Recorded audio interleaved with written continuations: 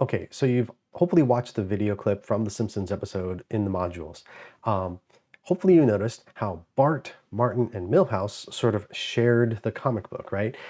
They were trying to be as fair as possible, but one thing that hopefully you noticed throughout kind of paying attention to the numbers and the details in the video is they didn't all spend the same amount of money on that comic book, right? And I know when you add up what they spent, it totaled up to like $105, and the comic book was really $100. Let's go ahead and assume that there was sales tax involved, okay? So from here, we're going to take a look at a specific example of their situation, and it's not going to solve their problem exactly, but it just illustrates how we do the Hamilton method for a situation like this, and it more or less solves the problem. So let's take a look.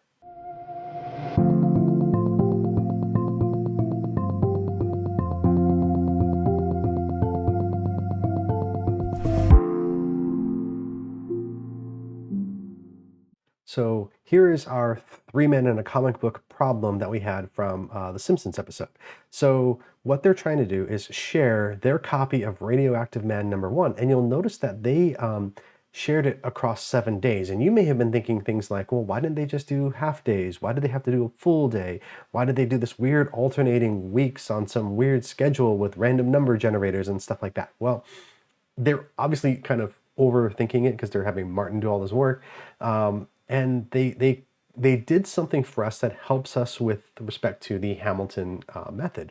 So one thing they did was they said they're basically sharing across 7 days, and they're choosing not to cut those days up into smaller parts. So those 7 days become our representatives that we're trying to give to each person, right? We're trying to give to each group. So here, one way to think of this is these 7 days right there, those are our representatives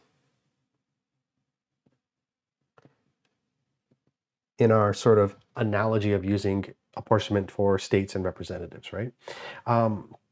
Now, I kind of want to take a look at this in terms of how much they each contributed to the cost of the book. So in a way, what I'm doing here is I'm sort of making the dollars they contributed kind of like their population, right? The states with more population should get more representatives. The person contributing more money should get more time with the comic book. So here, these dollars right here and the cost that's contributed, this is going to be like our population. It's sort of the number that in the context of these examples is providing us with the information to tell us how much time each person gets with the comic book. So what we're going to do is just kind of walk through the steps of the Hamilton method, because we've sort of met the criteria of being a Hamilton method problem by just, well, by being an example in this particular case, in this topic, in this section, but also because it actually kind of meets these criteria of having representatives and a population. So first thing we do in step 1 is we're trying to find our divisor, which means we are finding first the total population, which in this case was the amount of money each of them spent. So that would be 35 for Bart, plus 30 for Milhouse, plus 40 for Martin. And when I add those up, I know the answers because I've done these problems before, but also remember, I'm kind of doing this in the video to kind of save you some time, so you won't watch me do all this stuff in a calculator. It's 105. The divisor, remember, is our total population divided by the number of representatives we had. In this case, we established our representatives as the 7 days, so it's 105 divided by 7. And we could think of this as with the units involved, right? This is dollars and this is days. And that's going to give us $15 after we reduce this per 1 day. And this is where, like, when I was talking about how the divisor sort of gives you a sense of like how much population would get you a representative.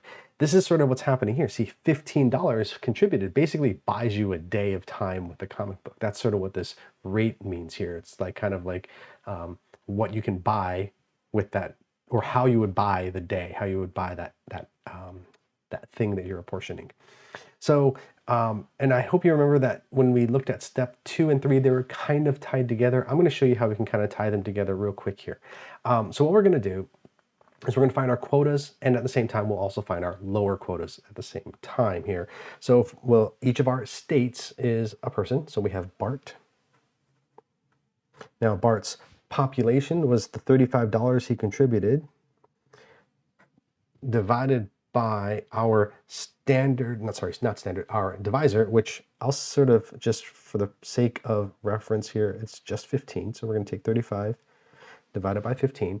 This is going to give us and again, I'll go out to 3 decimal places, 2.333.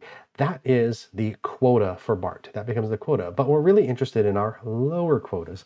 So I'm just going to grab the 2, the whole number part, and this is where my lower quotas are. So remember, the lower quotas are the whole number parts here. Okay.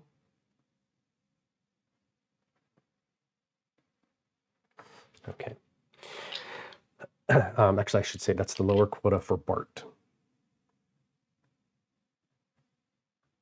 Okay, and each state, each person is going to have their own lower quotas. So we'll go through and we'll just sort of finish these out with Millhouse, who paid $30 divided by 15. Now, technically that's just 2, but if I'm doing 3 decimal places, it would be 2.000, which has a lower quota of 2. Martin,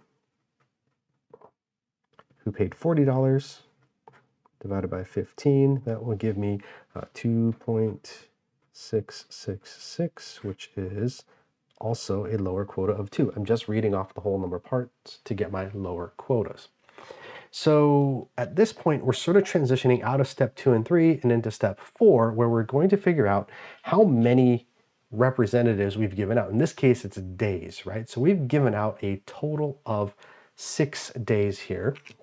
When we add up our lower quotas, 6. So here's the thing. This is, in a way, 6 days that have been apportioned, right?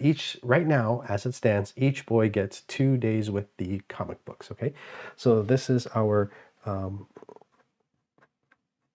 total of the lower quotas. Now, at this point, we should be thinking to ourselves, but we had 7 days. We had 7 days in the week that we were originally giving out, right? That was our total number of days that we were going to try to give out here. So if I only gave out 6, I actually have 1 extra day, okay? So let me write a little note here, but we wanted to apportion 7 total days. Right? So we have 1 extra still to give.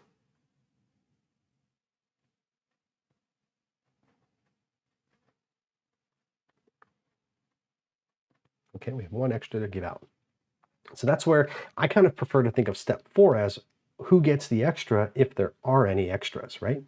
So here is where the final step says, look at the decimal parts only, okay? So I'm going to look at our decimal parts here. We got 0.666. This is why I always go to 3, so I could see 666, 000, 333. So in this method, we are looking for which decimal part is the biggest, and that's who gets the extra. In this case, it's the 666 of Martin, okay? So I'm going to make this note down here. The largest decimal part gets the extra. That's kind of overly simplified language, right? The person or the state with the largest decimal part in their original quotas gets the first extra if there is one. So, so what happens here, based off of our looking at the Hamilton method, we're going to give an extra day to Martin because he had the largest decimal part. Okay, so Martin gets the extra day.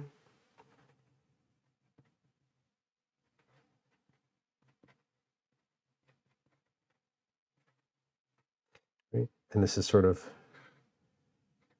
what we conclude from our little statement here about the decimal part. So our final answer, our final apportionment,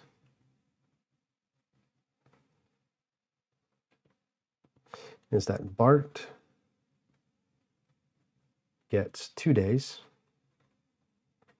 with the comic Milhouse gets 2 days, and Martin gets 3 days because he got that extra day. Now, remember, this is sort of the best, not the best, this is sort of like what we're trying to do is be as fair as possible. So when we think about it from the original contributions, was it fair that Martin got an extra day? Well, from Martin's perspective, he paid more and he gets an extra day. It's just like being a larger state, getting a little bit of an extra representative. But how does Bart feel? Well, Bart didn't get the extra day, even though he paid more than Milhouse. He got the same number of days as Milhouse. So you could see how questions about fairness can get brought up here based off of the size of the state, the population of the states, and the allocations and apportionment that happens here at the end. So we want to pay attention to this. We want to look at this and say, okay, this is a way to apportion stuff. This is a method, but now we're going to take a look at some examples and kind of see what happens and sort of establish, are we being fair or not fair? And we want to think about that big picture thing. This process is a relatively short process, and I'll take you through several examples over the next couple of videos.